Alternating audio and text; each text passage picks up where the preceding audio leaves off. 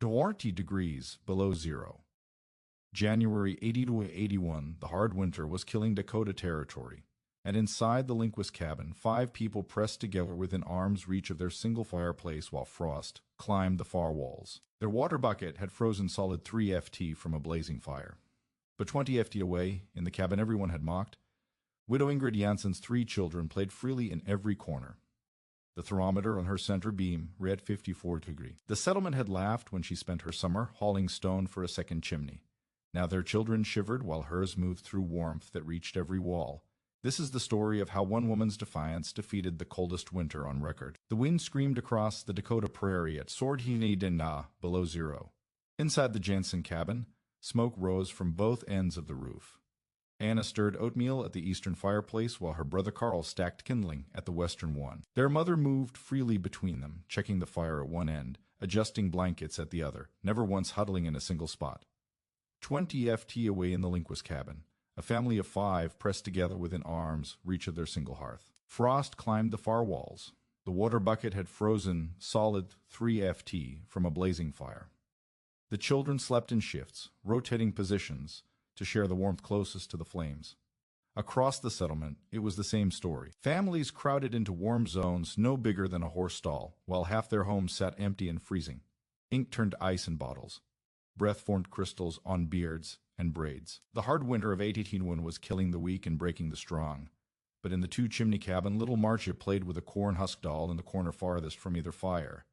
The thermometer Ingrid had hung on the center beam read 54 degrees. The neighbors who had mocked her called it impossible.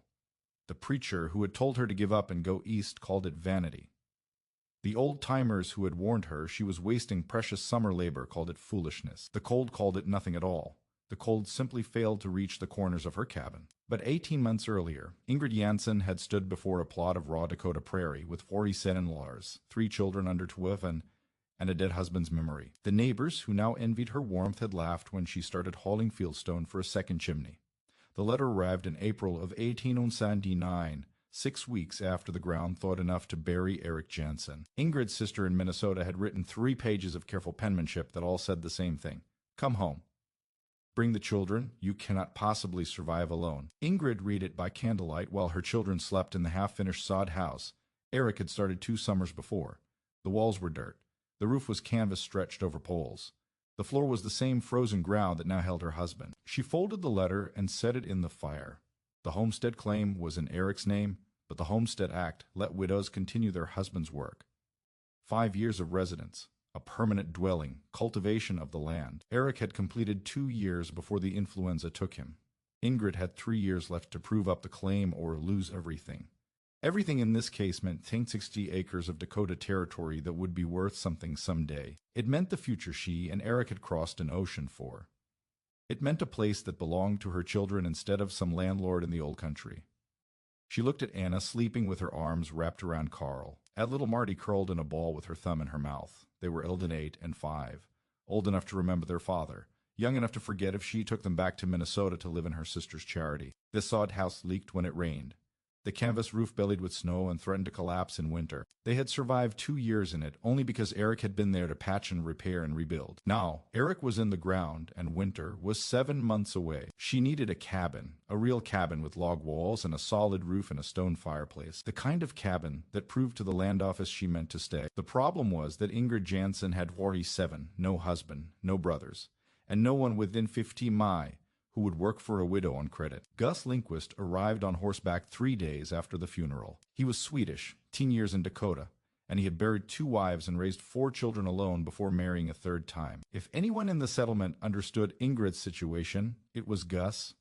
He didn't waste time on sympathy. You have 2 choices, he said, still mounted, looking down at her across the barren claim. Find a husband before winter or go back where you came from. Ingrid stood with her arms crossed. The wind pressed her dress against her legs. I will build a cabin, she said. Gus laughed, not Croy, but the way a man laughs when a child says something impossibly naive. A cabin takes a crew. 3 men can raise walls and roof in 2 days. If the timber is already cut, you have no crew, you have no timber. You have looked at the children watching from the SOD house doorway. Helpers who can barely lift an axe. I will build a cabin. Ingrid repeated. Gus stopped laughing. He studied her face for a long moment, then shook his head. If you're determined to die here, at least die smart. Build small. 1 room 12 by 16 feet, log walls, 1 chimney on the east end. You can maybe get that done before the first hard freeze if you start hauling timber tomorrow. 1 fireplace, Ingrid said. 1 fireplace is all any cabin needs. 1 fireplace did not keep the Hendricks children from getting frostbite last February. I saw Martha's boy. His fingers were black. Gus's expression hardened. The Hendricks cabin is poorly built. Too many gaps. That's not about the fireplace. The gaps were near the fire. The frostbite happened far from it. Mrs. Jansen. He spoke slowly now, the way men spoke to women they thought were being difficult. I have built 6 cans in this territory. I have survived 10 winters. You have survived 2. And only because your husband knew what he was doing. 1 chimney is enough. More than enough.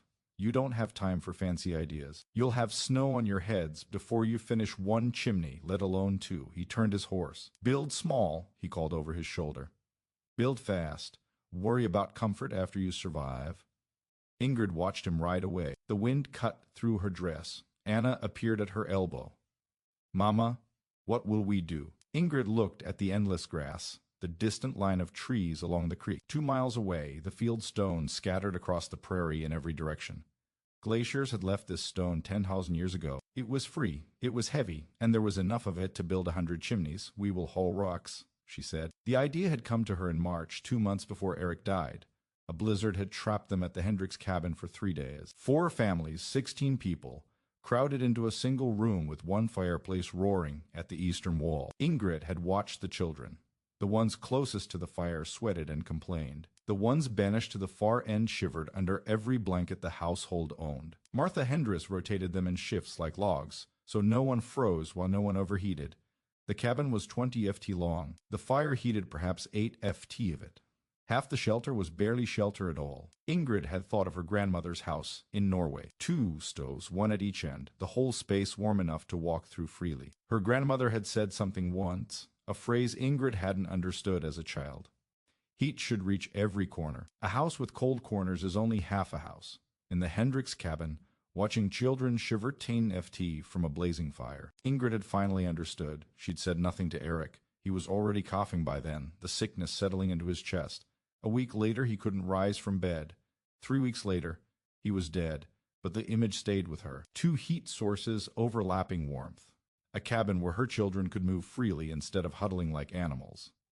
Now standing alone on the Dakota prairie with Gus Lindquist's laughter still echoing across the grass, she did the math. A single fireplace heated an area roughly 8 to 10 ft from the hearth. Beyond that radius, temperatures dropped 30 to 14 AD. A standard cabin 16 ft wide and 22 ft long would have corners 20 ft from any fire on one end. But 2 fireplaces, 1 at each end, would create overlapping zones. Each fire would only need to heat 12 ft instead of 20 ft. The whole cabin would stay warm. The cost was simple to calculate and brutal to accept. Twice the stone, twice the labor, twice the time. Building 1 chimney would take 3 weeks of hauling and masonry. Building 2 would take 6. Gus Lindquist had given her 5 months to build a standard cabin. He'd said she probably couldn't do it. She was going to build something harder in the same time. Martha Hendricks walked the 2 miles from her claim on a Sunday afternoon in early May. She brought a loaf of bread and a question. Gus says, "You're building 2 chimneys."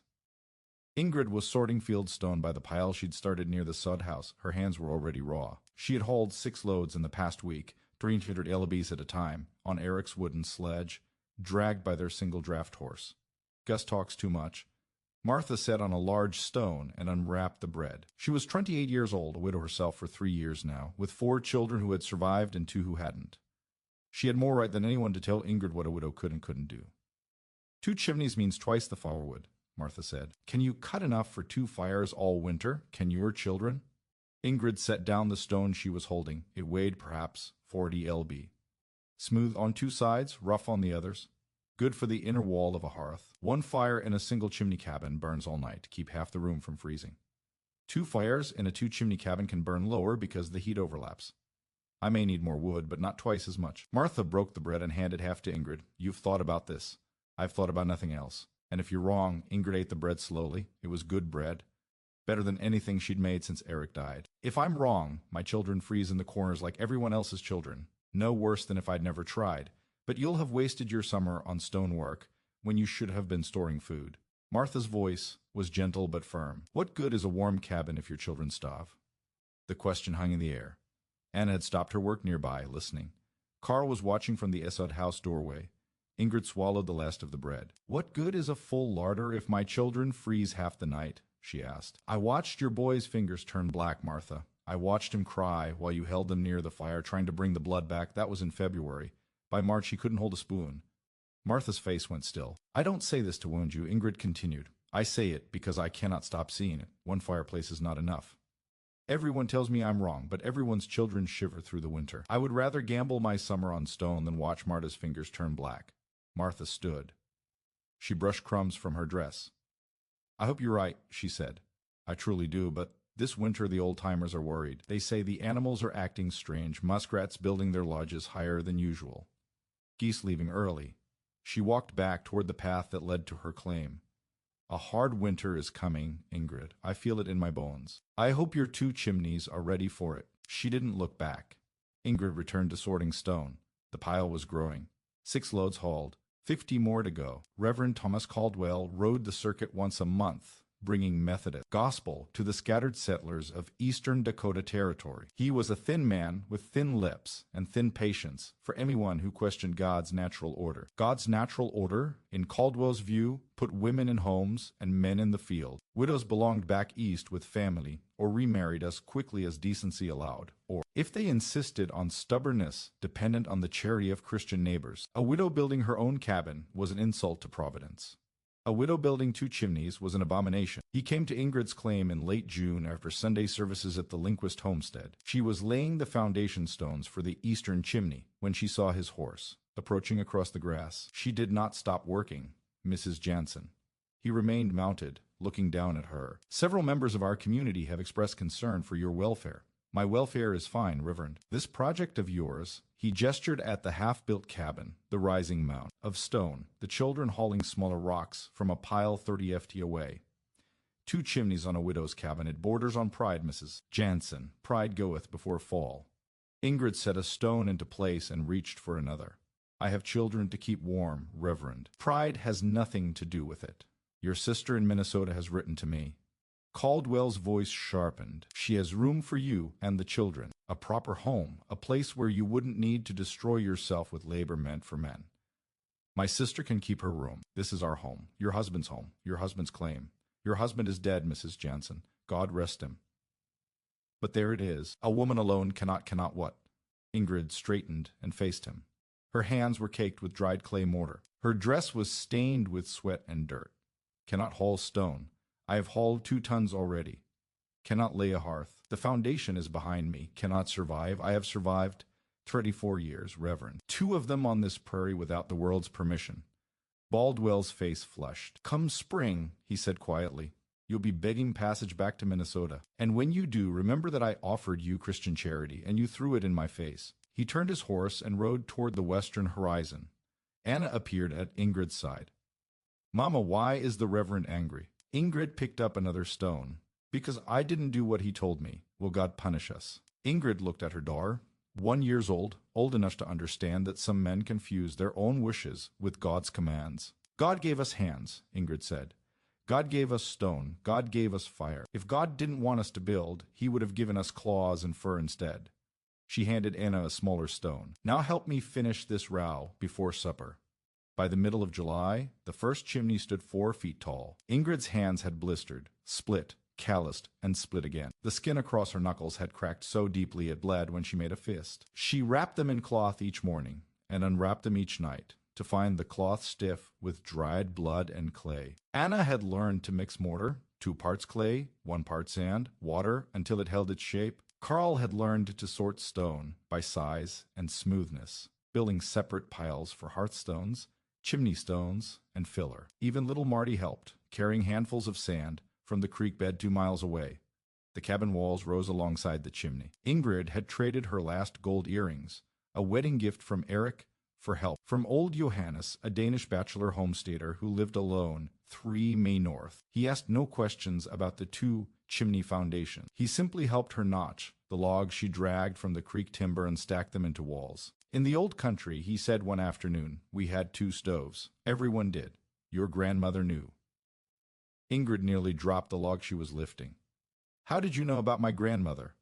Johannes shrugged. "I didn't, but grandmothers always know these things. That's why they're grandmothers." He finished helping with the walls in late July and refused payment. "I'm 70 years old," he said. "If I get caught in a blizzard this winter, I'll need somewhere to shelter. Promise me your cabin will take me in. It will then square." He rode away on his sway-backed mare, whistling a Danish tune Ingrid half remembered from her childhood. August brought the first hints of autumn. Cool mist in the morning's shorter days, the light turning golden earlier in the afternoon. The first chimney stood 8 feet tall. The cabin walls were complete. The roof was going on log by log with gaps stuffed with moss and clay, but the second chimney was still just a foundation. Ingrid did the math every night by candlelight. The first chimney had taken all of June and July. She had 8 weeks until the first hard freeze, usually in early October. 8 weeks to build a second chimney that should take 10. She began working before dawn. She worked past dark. She ate standing up and slept 4 hours a night. The children watched her grow thinner. Anna took over the cooking without being asked. Carl kept the fires going in the temporary pit outside. Marta picked wild flowers and left them by her mother's plate. In late August, the draft horse went lame. A stone bruised deep in the hoof. The animal could barely walk, let alone drag a loaded sledge. 5 days passed before it could work again. 5 days of no hauling. 5 days of lost time. 5 days that turned 10 weeks of impossible work into something worse than impossible. Ingrid stood by the stone pile on the 5th morning and did not cry. Crying required energy she didn't have. "Mama." Marta tugged her sleeve. "Mama, why are the rocks sad?" "The rocks aren't sad, little one. Then why are you looking at them like that?" Ingrid knelt and gathered her youngest daughter into her arms. "I'm looking at them because there are so many and I need to move them all before the snow comes. Can I help?" Marta weighed 40 lb. The smallest usable stones weighed nearly as much. "Yes," Ingrid said. "You can help by being brave. Can you do that?" Marta nodded solemnly. "Then we will both be brave, and we will move the rocks, and we will be warm this winter." She stood and walked to the stone pile. She selected a 40 lb stone, lifted it and carried it to the growing chimney foundation, 1 stone at a time. The second chimney reached 4 t by the 1st of September. It reached 6 ft by the 15th. It reached 8 ft by the 13th. The same night the first frost painted the grass white. Ingrid's hands no longer bled because there was nothing left to bleed. The skin had hardened into something that barely felt like skin anymore. Her shoulders AHD constantly. Her back had developed a hitch that made standing straight an act of will, but the chimney was rising. On the 10th of October, with ice forming at the edges of the creek and the first snow flurries swirling across the prairie, Ingrid laid the final stone, 12 ft tall, functional, complete. She climbed down the rough ladder Johannes had built for her and stood between her 2 chimneys. The cabin stretched before her, 16 ft wide and 40 ft long, a fireplace at each end, a door in the center of the south wall, 2 small windows with oiled paper instead of glass. It was the ugliest cabin in Dakota Territory. It was also the warmest. That night, she built fires in both hearths for the first time. The children gathered in the center of the cabin and waited. Anna held the thermometer they'd inherited from Eric, a glass tube with mercury that he'd used to track fevers. The eastern fire caught and roared. The western fire caught and roared. Heat pulsed from both ends of the cabin, meeting in the middle like 2 rivers joining. 50 degree, Anna announced after 10 minutes. 52, she said after 20. 54 at the east wall, 52 at the west wall, 50 trees in the corner by the door. Marta ran from one end of the cabin to the other, her bare feet slapping the puncheon floor. "It's warm everywhere, Mama, everywhere." Carl pressed his hand against the corner where 2 walls met, the spot that would have been freezing in any other cabin. "It's warm here, too. Not hot, but warm." Ingrid sank onto the stool by the western fireplace. Her legs shook. Her arms felt like they belonged to someone else. But she was smiling. "We will be warm this winter," she said. "Every corner, every night warm." What she didn't know was that outside, beyond the cabin walls, beyond the circle of light from her 2 fires, the first true blizzard of the hard winter was already forming on the northern horizon. The worst winter in Dakota Territory's history was about to begin, and Ingrid Jansen's 2 chimneys were about to face a test that would make her summer of labor look like child's play. October 15th, 1801. The date would become legend in Dakota Territory. The blizzard struck without warning. One moment the sky was gray and heavy. The next the world disappeared behind a wall of white so thick that Ingrid couldn't see her hand at arm's length. The snow fell for 3 days. When it stopped, drifts reached the eaves of the sod houses. The temperature plunged to 15 below zero, and then before anyone could dig out, another blizzard came, and another, and another. By November, the trains had stopped running. The tracks were buried under snow that wouldn't melt until spring. Towns that depended on coal shipments began burning furniture. Settlements that depended on supply wagons began rationing flour. The hard winter had begun. Through November and December, Ingrid's cabin performed exactly as she designed it. Both fires burned low through the nights, banked to conserve wood. Both fires roared during the days when the children needed to move and work. The heat from the eastern hearth met the heat from the western hearth somewhere near the center beam, and the entire space held above 50°, even when the wind howled and the temperature outside dropped to 20 below. Gus Lindquist visited in early December ostensibly to check on the widow and her children. He stood in the center of the cabin and turned in a slow circle. "Warm," he said. "Warmer than mine, and I've got a stove besides the fireplace." "2 chimneys," Ingrid said. "I can count." He rubbed his hands together, not from cold, but from something that might have been embarrassment. "My children sleep in a pile, Mrs. Jansen. All 4 of them in one bed under every blanket we own. Even then, the one closest to the wall wakes with frost on his hair. I'm sorry to hear it. Are you?" Ingrid met his eyes. "I take no pleasure in other people's suffering, Mr. Lindquist. I only want my children warm." He nodded slowly. Then he walked to the western fireplace and held his hands toward the flames. "We'll see how clever this feels when the real cold comes," he said. "November cold is nothing. Wait for January." He left without saying goodbye. Ingrid added another log to the fire and said nothing to the children about the fear that had flickered across Gus Lindquist's face. The fear of a man who had survived 10 Dakota winters and knew this one was different. The real cold hadn't arrived yet. January came like a hammer. The temperature dropped to 30 below, then 35. On the 12th of January, old Johannes rode to the settlement with news from a homesteader who had managed to reach town. The thermometer at the general store had read 42 below zero. The mercury had actually frozen 42 below. At that temperature, exposed skin froze in minutes. Spit crackled before it hit the ground. Horses died standing up if left outside too long. The snow didn't fall anymore. It was too cold to snow. Instead, the wind picked up what had already fallen and drove it sideways in endless, blinding sheets. The Jansen cabin burned through firewood faster than Ingrid had calculated. She had stockpiled 8 cords in the fall, enough, she'd thought, for 2 fireplaces burning low through a normal winter. But this wasn't a normal winter. The fires needed to burn higher, longer, hotter, just to maintain 50°C inside. By the end of the first week of January, she was down to 6 cords.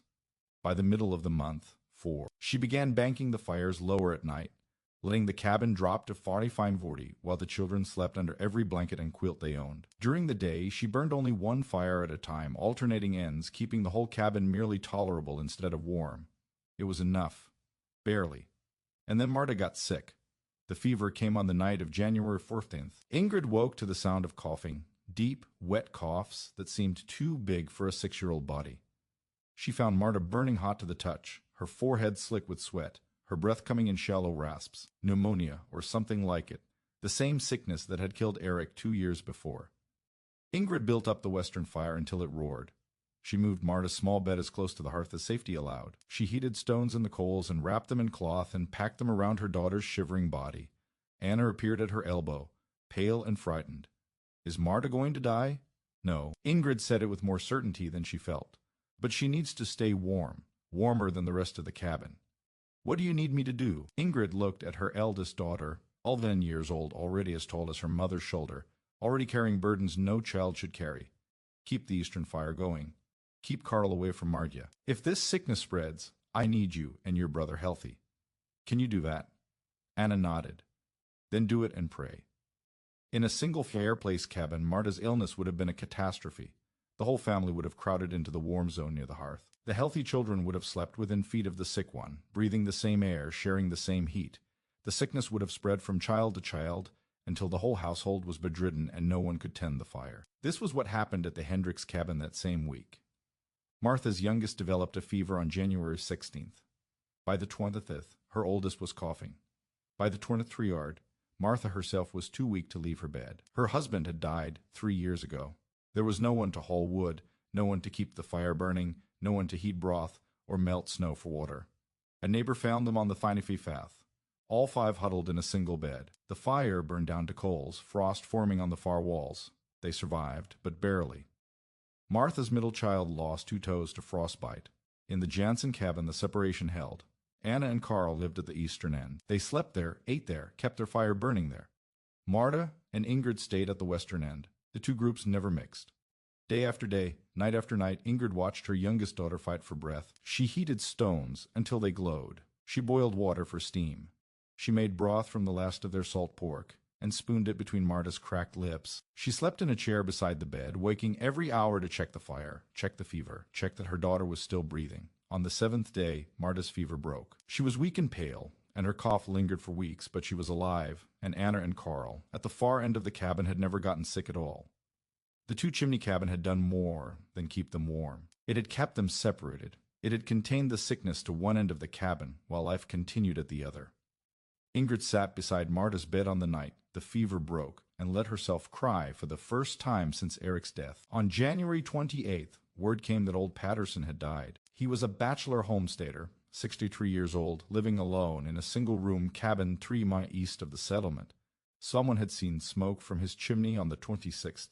No one had seen smoke since. Gus Lindquist and 2 other men rode out to check on him. They found the cabin door frozen shut. They had to break it down. Patterson was in his bed, curled under a pile of blankets, frozen solid. His single fireplace held nothing but cold ashes. The wood pile outside his door was untouched. He had never made it that far. Best anyone could figure, the fire had died during the night. Patterson had woken in a freezing cabin, tried to get up, and found himself too cold to move. Hypothermia set in fast when you were already sleeping, already still, already old. A single point of failure, 1 fireplace, 1 old man. One night when the fire went out, dead. Gus Lindquist delivered the news to each cabin in the settlement. When he reached Ingrid's door, he stood in the cold for a long moment before speaking. Patterson's dead, he said. Frozen in his bed, fire went out. Ingrid said nothing. If he'd had 2 fires. Lindquist stopped, shook his head. One goes out, you've still got the other. Time to wake up, time to fix it. Yes, I told you to build 1 chimney. You did. I was wrong. The words hung in the frozen air between them. Gus Lindquist, 10 years in Dakota, authority on homesteading. The man who had laughed at her in May, standing at her door in January, admitting he had been wrong. Your children, Ingrid said. Are they well? Well enough, crowded, cold in the corners, but alive. Bring them here if it gets worse. There's room. Lindquist stared at her. Then he nodded once sharply and walked back into the white wilderness. February was worse than January. The cold didn't relent. The snow didn't stop. The settlement ran low on everything. Flour, salt, firewood, hope. 3 more people died across the territory, caught outside in sudden blizzards, lost between cabin and barn, frozen within sight of home. Ingrid burned through her remaining firewood and began feeding brush into the flames. She sent Carl and Anna out during the brief calm periods to gather twisted hay and dried prairie grass, anything that would burn. The fires shrank. The cabin cooled, but it never dropped below 40 CD, even in the worst of it. The single chimney cabins weren't so lucky. By late February, families were burning furniture, chairs, tables, bed frames, anything that would catch fire. The Hendricks family burned their kitchen table on February 25th. The Lindquist burned their rocking chair on the 22nd. Across the settlement, people were destroying their homes from the inside to keep from freezing. Ingrid never burned a single piece of furniture. 2 fires burning low in a well-designed cabin used less fuel than 1 fire burning desperately high in a poorly heated space. The math she had calculated in May, the math Martha had questioned, the math Gus had dismissed, proved itself night after night after night. The hard winter broke in late March. The temperature rose. The snow began to melt. The trains started running again, bringing supplies to settlements that had been cut off for 4 months.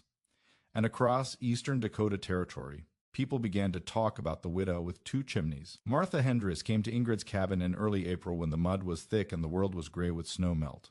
She brought bread again, fresh baked from the first flour shipment since October. I need to know, she said. How did you know it would work? They sat at Ingrid's kitchen table, the table she hadn't burned. And Ingrid told her about her grandmother, about the 2 stoves in Norway, about heat that reached every corner. It's not magic, Ingrid said. It's just sense. A fire heats the air around it. The farther you get from the fire, the colder the air. 2 fires, 2 pools of warmth. Overlap them and the whole space stays warm. My boy lost 2 toes. Martha said, if I'd had 2 chimneys, you couldn't have known. You knew, I guessed. I gambled. I got lucky. Martha shook her head. You saw something the rest of us didn't. You had the courage to act on it when everyone told you not to. She stood and brushed crumbs from her dress. This summer, she said, when the ground thaws, I'm adding a 2nd chimney. Will you help me plan it? Of course. And I want to pay you for the knowledge. Pay me? Fair is fair. You spent your summer figuring this out. You nearly killed yourself hauling stone. The least I can do is bring you bread and labor when you need it. Ingrid smiled, a real smile, the first one she could remember since October. Bread and labor, she said. That's a fair trade. Martha left with a handshake and a promise. By September, she would have 2 chimneys of her own. 3 other families added second chimneys that summer. 2 more installed cast iron stoves at the far ends of their cabins. The same principle, different execution. Gus Lindquist didn't add a second chimney, but he did put in a small stove near the corner where his children slept. He told anyone who asked that he'd figured it out himself, that it was obvious, that he'd been planning it for years. Ingrid didn't correct him. Let the old man have his pride. The children were warm. That was what mattered. Reverend Caldwell never acknowledged that Ingrid had survived, let alone thrived. His prediction of her begging passage back to Minnesota went unmentioned. His sermons that summer touched frequently on the sin of pride and the dangers of women who forgot their place. But he never again suggested that Ingrid leave her claim. Some battles you win by fighting. Some you win by simply refusing to lose. The old-timers said the hard winter of 1880-81 was the worst in memory. Later generations would confirm it. The coldest sustained period on record for Dakota Territory, with blizzards from October to April, and temperatures that killed livestock where they stood. These are traced or 5 people died in the children's blizzard 7 years later in 1888. But the hard winter's death toll was never properly counted. Homesteaders died alone on isolated claims, and no one found them until spring. Families froze in cabins and weren't discovered until neighbors came to check on them months later. What the records do show is that among the settlers near De Smet in eastern Dakota Territory, the families who survived best were the ones who had multiple heat sources. Some had 2 chimneys. Some had stoves supplementing fireplaces. Some had jerry-rigged solutions invented in desperation. All of them had learned one way or another the lesson Ingrid Jansen's grandmother had known. A house with cold corners is only half a house. Ingrid proved up her claim in 1884, 5 years after Eric's death. The land office inspector walked through her cabin, examined her fields, reviewed her improvements. He noted the 2 chimneys in his report. Unusual, he wrote, but sound construction. She never remarried. Anna grew up and married a farmer from the next county. Carl became a carpenter, influenced perhaps by the summers he'd spent helping his mother build. Marta, the little girl who'd nearly died in January of 81, became a schoolteacher. She taught for 40 years in a one-room schoolhouse that had, at her insistence, a stove at each end. Ingrid lived on the land until 1955, when she died at 67. By then, her 2-chimney cabin was considered quaint, a relic of harder times. Central heating had arrived. The specific challenges of single-source heating had become irrelevant, but the principle remained. Modern building science confirms what Ingrid's grandmother knew. Radiant heat drops off rapidly with distance from the source. A single heating point creates hot spots and cold spots. Multiple sources, properly placed, create consistent warmth. Zone heating. Different temperatures in different areas is now standard practice. HVAC systems are designed to distribute heat evenly throughout a space. The engineering has grown sophisticated, but the underlying truth hasn't changed. Heat should reach every corner. A house with cold corners is only half a house. Return now to January of 1881. Sortingen below zero. Wind howling across the Dakota prairie, snow piled to the eaves of every cabin in the settlement. In the single fireplace homes, families huddle in warm zones while frost climbs the far walls. Children shiver under piles of blankets. Water buckets freeze solid. Half the living space sits empty and unusable, too cold for anything but storage. And in one cabin, smoke rises from both ends of the roof. A widow moves between 2 fires, tending one then the other. Her children work at opposite ends of the space, one stirring oatmeal in the east, one stacking kindling in the west. In the corner farthest from either flame, a little girl plays with a corn-husk doll. The thermometer on the center beam reads 54. The town had mocked her 2 chimneys. They'd called it wasteful, vain, the folly of a widow who didn't know her place. The cold proved them wrong. Ingrid Jansen didn't have an engineering degree. She didn't have construction training. She didn't have money or labor or time or support from anyone who mattered. She had observation. She had her grandmother's memory. She had 3 children who deserved to be warm, and she had the courage to spend her summer hauling stone while everyone around her said it was a waste. Sometimes that's all it takes. A simple idea, the will to act on it, and a winter cold enough to prove who was right.